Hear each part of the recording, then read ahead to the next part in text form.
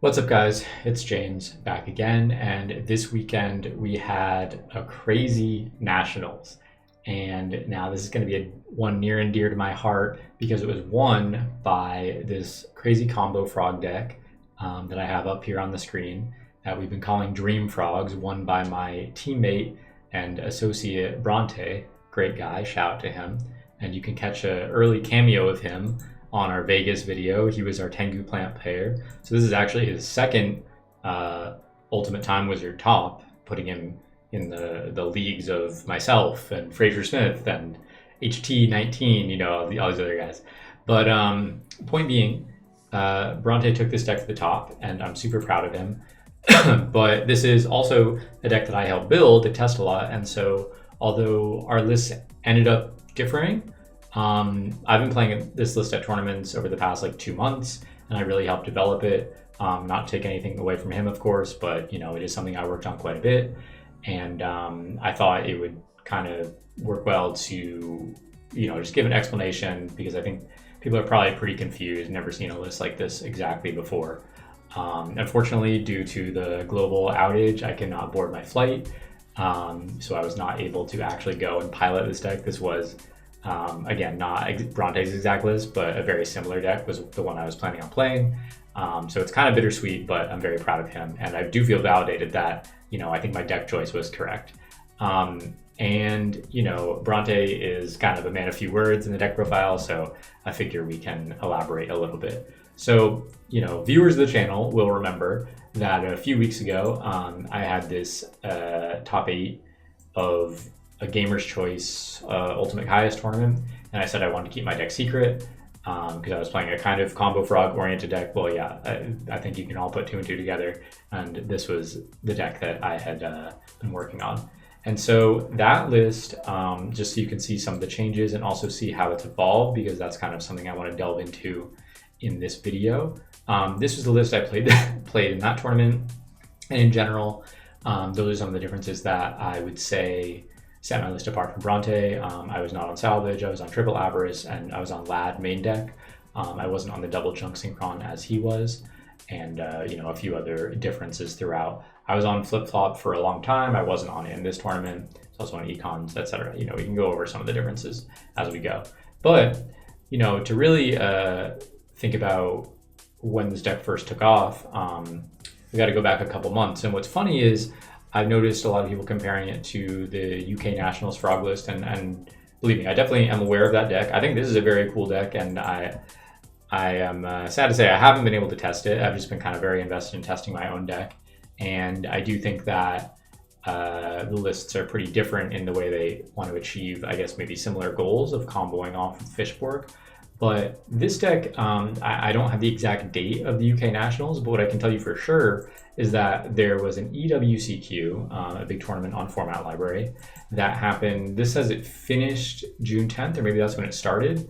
But I know this tournament had already been up and running when UK Nationals happened. So, not that I really need to prove it to anybody, but I had submitted this list for the EWCQ before seeing that combo frog list, and I do think they are pretty different, which I'll get into some of the reasons why. But I ended up topping this tournament, so this is sort of, I wouldn't even say version 1.0 because I had been testing it for a little while, but that was this list. So this list did have Flip Flop Frog, something I ended up later cutting, but as you can see, still pretty similar to the one that Bronte ended up piloting to first place.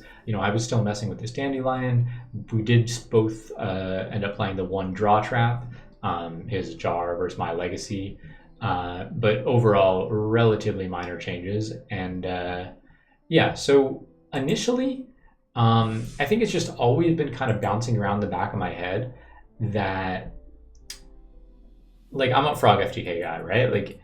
For those of you that don't know, I topped the 2010 Nationals with Frog FTK, and I've just been very skilled, let's say, and familiar with the frog combos since then.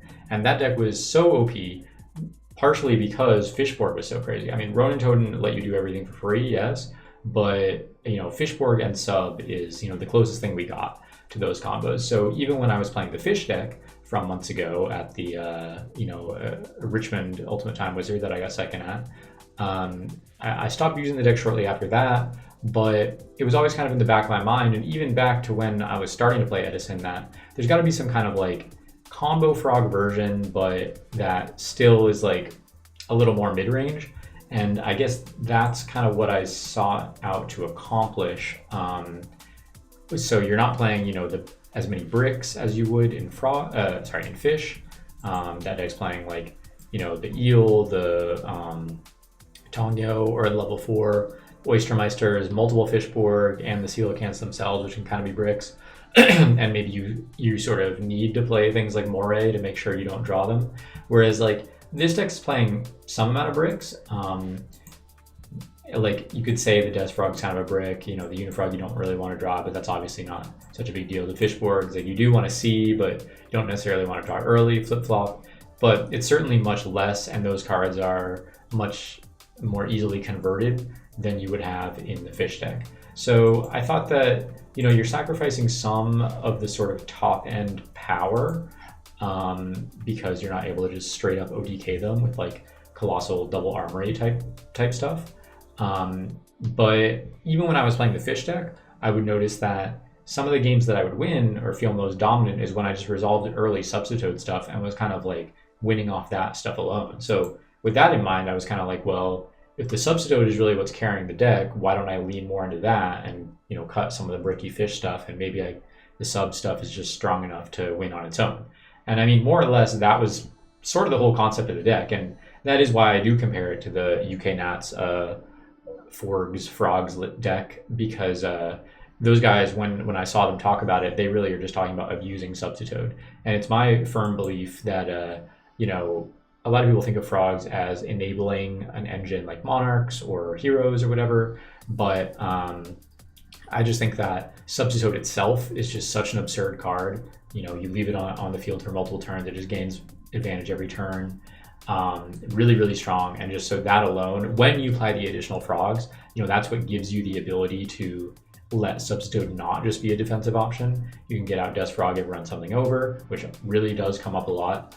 You can get Flip Flop to remove threats, even though I ended up cutting that in some of my later versions. It could very well find its way back in, especially if you think you're going to play against a lot of Amaryllis or maybe Vayu even.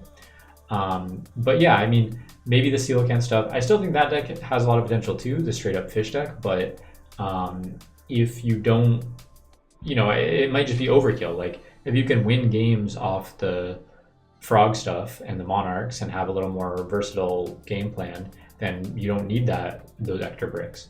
And I think one of my first experiments with the deck, these are all going to be like relatively similar, so don't expect anything crazy, but yeah, this was a lot of traps, multiple discard traps. I was also making Roar. I didn't have the Dandelion in yet, but yeah, I mean, all relatively similar stuff. I also had a plant version that I did pretty well with in a couple cash tournaments that I played online. I think I'll be able to have some of the replays from these things online. And that was when I was first using Dandy. I was using Double Dandy, Foolish, Debris even.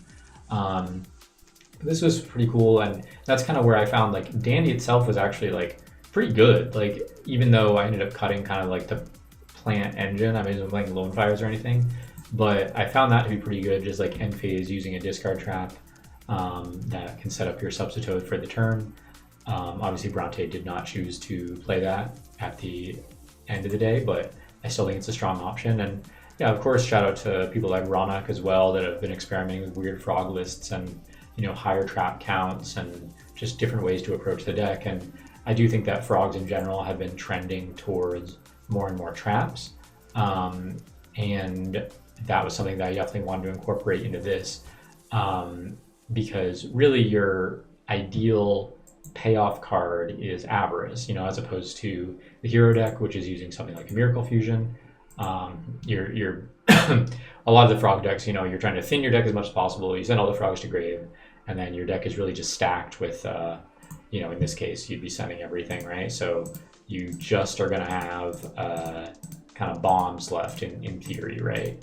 You're going to be drawing Debris, you're going to be drawing Monarchs, you're going to be drawing Lad, or you're going to be drawing Avarice to cycle it back, or you're going to be drawing traps. And the traps really become a key component of that for me, because it's like kind of my ideal game state where I'm doing my sub combo and whatever I'm ending on, dupes or flip-flops or, whatever the hell I'm doing. And then you avarice after all this, or avarice a turn later, or whatever. That comes up a lot too. But you want to draw like your threats and you want to draw traps. That's really the key of it all. Like back in the old days, when Frog Monarchs were just like max Econ, max Solex, max Monarchs, I'm only playing 3 Monarchs. Bronte played 4. But I think one reason that avarice might not be so good in those decks is because you would have a redundancy problem where you're avaricing, but you're just drawing into more copies of Monarchs, more copies of the control spells that you already have. Now, you definitely run the risk in this of avaricing back Frogs and redrawing the same Frogs. It happens to me a lot. That's probably one of the main ways I lose. But yeah, in your ideal game state, you're drawing defense for their turn and like kind of proactive removal as well, since you're playing these discard traps. I'm choosing to kind of like replace the 4th discard trap with compulsory, but at the end of the day, it's a somewhat ineffectual change. Could easily be a 4th discard trap, and I've played around with those before as well. But that's also the reason for this like higher trap count as well. But yeah, it also, fundamentally, like decks have a hard time dealing with dupe blocks set up multiple times in a game. And that's what avarice allows you to do. They break it once, you avarice everything back, set it up again. That's also a reason for the 3 dupes. If they Caius one, you can avarice everything back and still set up 2. Lad also helps recycle like the Substitoad or the dupes, but it can just be a really, really annoying set of walls to break through. And for that reason, you really end up like stalling a lot, so to speak. The games can go really long with this deck. I've had like hour 20-minute long games, especially in like a Frog Mirror. Where I think this deck is actually quite strong, since kind of similar to the Fish deck, you have some ability to explode later in the game, whether that's Colossal Armory or just bigger OTK pushes. Then they're kind of limited to more one play a turn type deck, and that is a reason why I think the FISHBORG stuff is quite strong. Outside of being able to just set up a bigger board with Substitoad initially, later on where you might have been accumulating a lot of resources, it kind of lets you flip a switch and like start converting those resources into bodies on board, and whether that's a Stardust Dragon or doing Colossal Armory stuff. That's also the reason why the Death Frog is there, in case anyone doesn't realize. It's just a big level 5 body that you can use with the FISHBORG. But yeah, I think that the avarice also like lets you kind of slim down on the threats. I think that's a big way that even the Hero Frog deck can lose if you're drawing like too many of the Caiuses, the Miracle Fusions. You want these to be your late game payoffs. And certainly you can brick on the avarices too, but I think it lets you slim down on the Monarchs, and you don't have to play these like 8 to 10 Monarch decks. You can just like shuffle them back and redo everything. And truly, how many times do you need to like Caius someone in one game? I think after like 2 or 3 successful Caiuses, you probably would have won. So it's kind of like an experiment in like how few threats can we play if we're just kind of stalling and controlling the game, recycling our resources, and eventually grinding them out. It's a grind deck, it's a control deck. It's not an OTK deck, even though you can OTK. But I think that's a common misconception. I do Colossal Armory sometimes when it presents itself, but it's far from like the main win con of the deck. But I think it really unlocks kind of the power of Substitoad, and you're able to just really zero in on that. Bronte's deck even more so, because you have salvage to recycle the Substitoad directly, or find it initially with like special swap, send sub from deck, and then salvage it back. So you're able to, take something that is really just used for setting up dupe blocks and like thinning your deck in these other lists and making it actually proactive. And so, back, like I was saying, around the time of the EWCQ, that was probably the time that I started talking to Bronte about the deck. And maybe we touch base like once a week, or we're in Discord or whatever. And, his deck obviously ended up diverging. But yeah, I think that at the end of the day, it's just a different approach that people were really not prepared for. I could say a million different things about, I don't think people are used to siding Crow against Frogs, and I think Crow is pretty good against this deck. So yeah, I know even the value guy who topped the NAWCQ, he didn't even side Crow. So like, I think there's maybe a window that this deck could take advantage of the common side plans that people have, as well as having a good matchup against Hero Frog, in my opinion.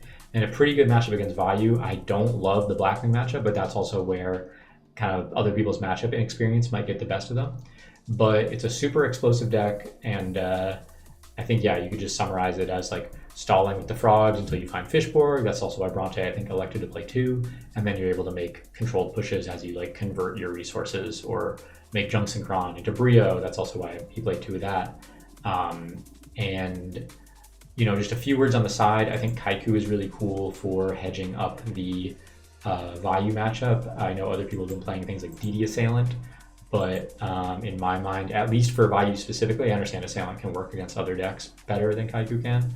But you know, Kaiku still runs over the Dyna the same way their deck would, their DD Assailant would, as well as just being a floodgate. You know, if you have dupe frogs or a flip flop even with a Kaiku, they're just completely cooked. They're not going to be able to do anything. And aside from that, you know, the water art, I think that needs to be a staple in frogs going forward. And yeah, I mean, I think you have a great game plan against almost every other deck besides the top 3. It's almost like unlosable, I would say. And I've been doing great on ladder. I'm currently sitting in first, and Bronte was able to take first at the NAWSQ. So there's no doubt in my mind that this is a strong deck, and some other versions of frogs, I think we kind of need to look outside the hero frog paradigm, that these other frog decks can be pretty viable. And finally, why is it called Dream Frogs? I'll tell you.